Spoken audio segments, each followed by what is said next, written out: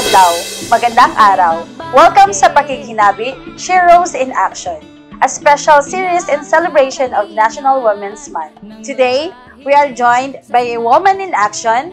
She is known for her dedication and cheerful personality. Isa siya sa mga saligando sa General Services Department. Let's all welcome Miss Juvelyn Britania, also known as Ate Kulot. Hello, Te! Welcome sa Pakighinabi. Kamusta? Okay lang. Papag-yapon. Wow! Grabe, nagipaghandaan jud nga gwapa jud. So, nang gwapa pud ang kan.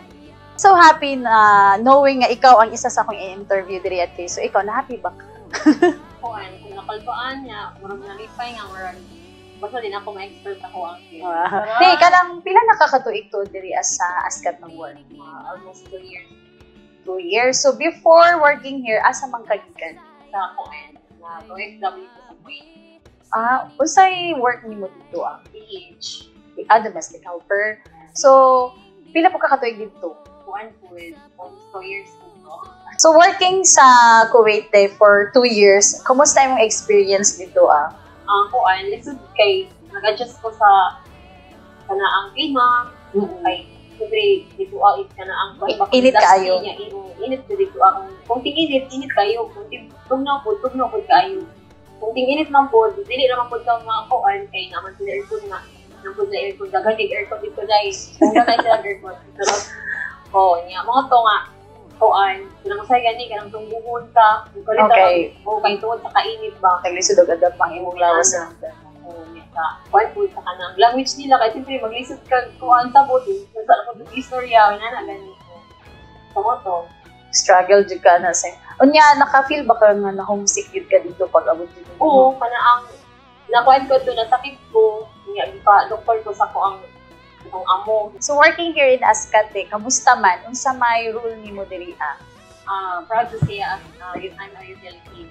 Nagkat na ako sa agriculture na sa College of Agriculture. So unsa man ang imong work dito? Kuan, nagtrabaho mag-review sa magdilig karong, then mag-arrange sa chairs, sa hallway, then sa kanaang mga CRs, then sa surroundings na yun, mga flowers.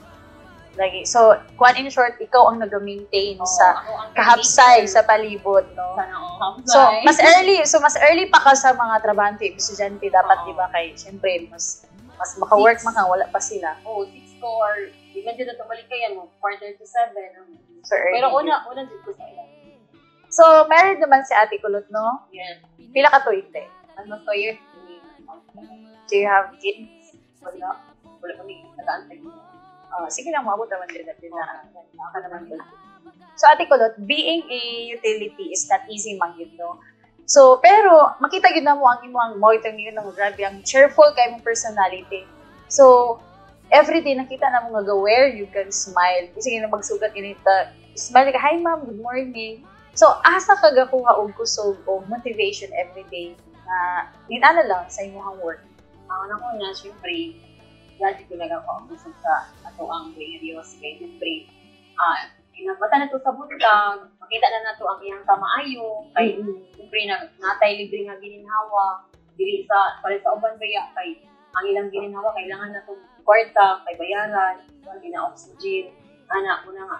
Pasalamat sa itong videos kay siyempre, kanang free na ka, free ka nga makalakaw, free na ka nga makaginhawa.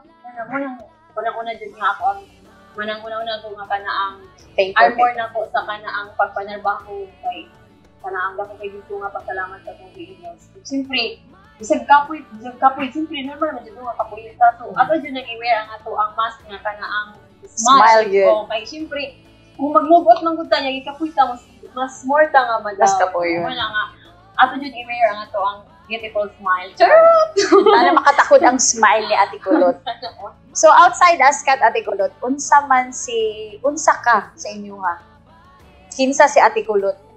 Mura gihapon unsa ang nakita sa kanaang kuan. Mura gyapon ya, usay biya kay mura kung kanang isog-isog kana na ba, isog-isog magtabadita pero magiluluyod jud ko niya. Siyempre kanang di kay nga maldita ko. Pero mumilak ka biya ko dali. Dili man, dili man na mo makita nga maldita ka kana malipayon man ka permi every time makita ka na mo. Makita sa kanang tanan nga ko ay siyempre labi na kabalo sa para sa imo halimbawa kung mag-uwi ko nga kung kuya, wala ko kabalusin mo, problemado di ay ka. So gusto po na ako kanang malipay, gusto na ako makahatag ko kanang motivate ko sa uban ba. Dili ko ganahan nga magkanaang magkuan ka na mag-post gani ko. Dili ko ganahan ka ng mga negative. Gusto na ko nga positive lang yun. Makakatawa, ina na ba kayo. Pilain ka iyo nga kanang biskay ka ng problematic pa ang imong mga followers niya. Kana pa pud imong i-share. Di wala nga, ang gusto na ko is kanang makakatawa, ina na. So kung kwela ka nga Ate Kulot diri sa Askat, kwela dahil gihapon ka outside sa Askat. Oh, yan sa paan gihapon ko. And then unsa may ginakabisihan nimo after work? Kung sa balay, maglaba, niya, kanaang mag-vlog-vlog, mag-kuan. So content creator dahil si Ate Kulot. Unsa may mga content nga imuhang gina-upload din? Sa kanyang akong ginakuan ka karon kasagaran di ka sa work na ko, di ba? Makita ang info sa akong trabaho, ana. Usay kana ang so unsa na ako unaan, kana unsa na ako una. As long as happy vibes lang yun. Ana. Ano ito ako ang mga kuan. Ginapost sa ako mga sa akong una akong ginapost. Wala mo na nakuan sa ako ang galingon. Ako na din siya i-post nga aron lang din ako yung mga kuan. Ma-upload. Like maka-income man ko. Aside sa maka-income, naka-share ka o positive energy sa mga viewers nimo. Thank you kayo, Ate Kulot, no, for sharing your inspiration of mga experiences no sa imuhang from your previous trabaho hantod sa karon nga nag-work na ka sa Askat and then as a content creator na side. So before we end, unsa man imuhang mahatag na mensahe sa mga kababayan din ha ang sama nimo nga naga-work and then as a wife also. Ako yung mga istorya nga kana ang hindi mo yun ang tamalitayan natin mga struggle, may time na mga milak lagi ka na ay time na kana ang murag ka na ang ma-down na dito sa kanang mga problema.